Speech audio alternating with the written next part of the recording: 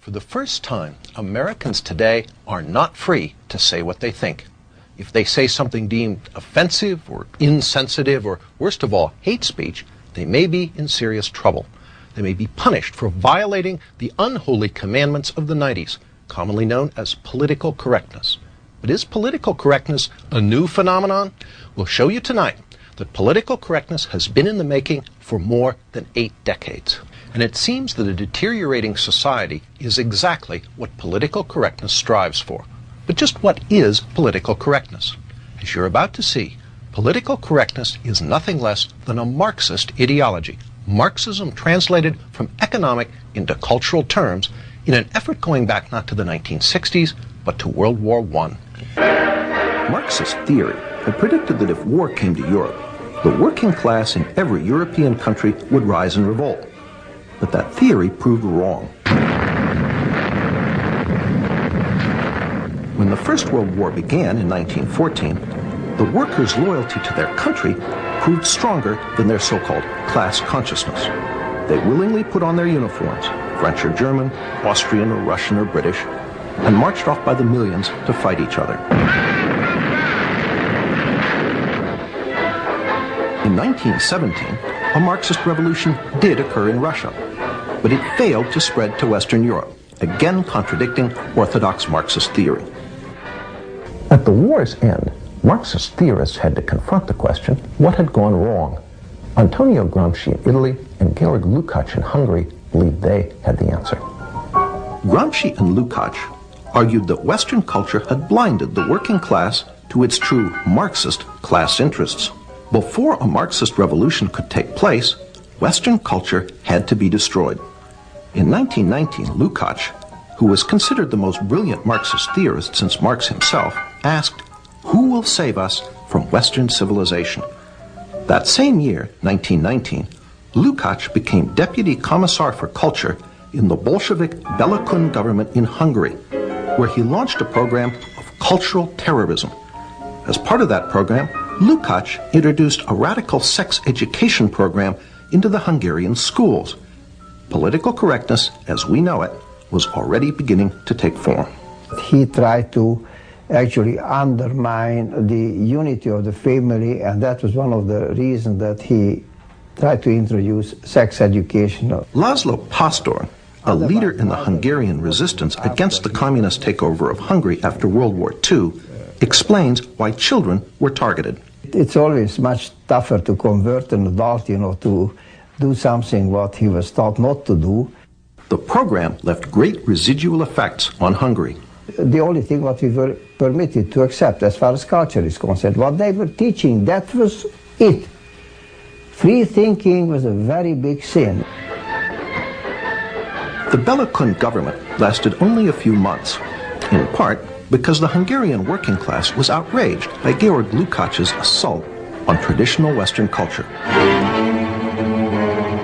But meanwhile, in Germany, a new attempt to create a Marxist critique of Western culture was taking shape. There, the wealthy young son of a millionaire grain trader, Felix Weil, wanted to establish a public policy institute, a think tank, to serve as a home for advanced Marxist thought.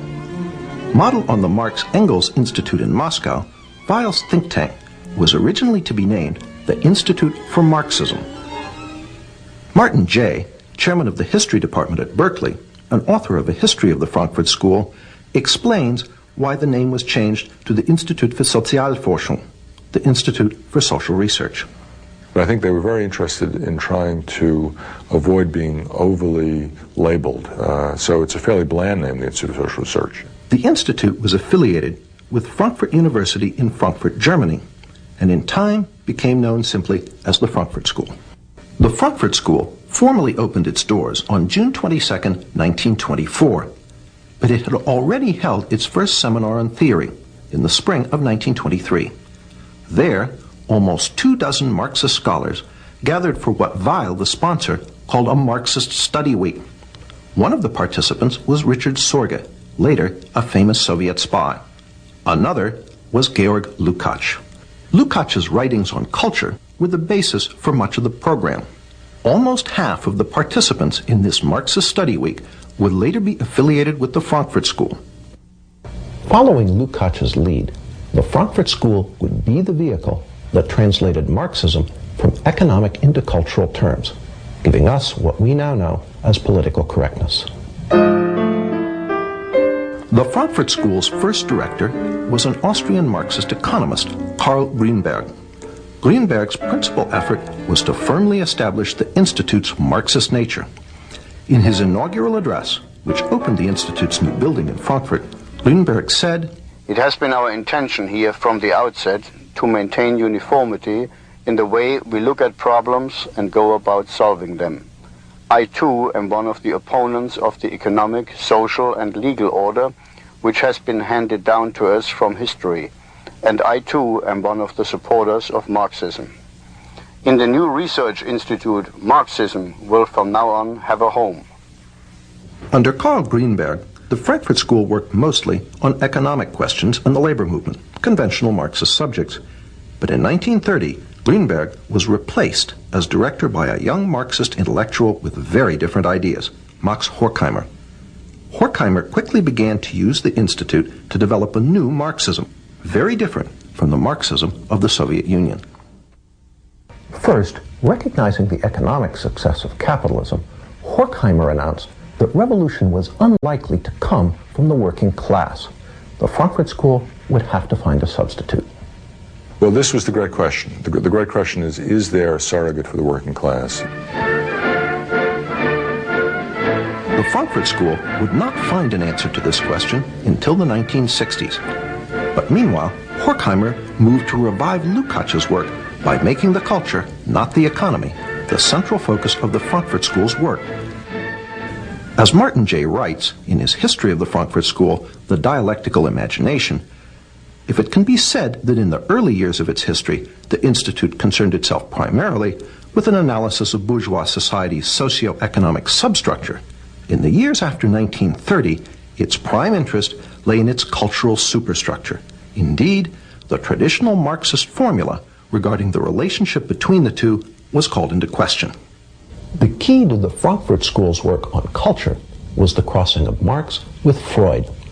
Just as classical economic Marxism argued that under capitalism the working class was oppressed, so the Frankfurt School used Freud to argue that under Western culture everyone lived in a constant state of psychological repression. So that there were radical Freudians during this period who had hopes of using psychoanalysis to end what Reich had called sexual alienation, which they saw as significant as economic alienation. The solution, according to the Frankfurt School, was not just a political revolution to overthrow capitalism, but a social and cultural revolution as well. To further the Institute's work on cultural issues, Horkheimer brought in some new blood.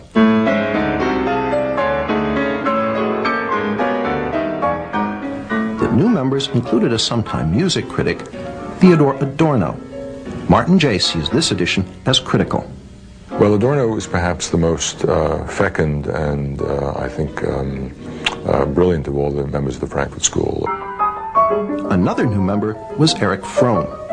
Fromm, a practicing psychoanalyst, was noted for his radical Marxist social psychology. He pioneered the concept of sexual liberation and gender politics. According to Martin J., in Fromm's view, masculinity and femininity were not reflections of essential sexual differences.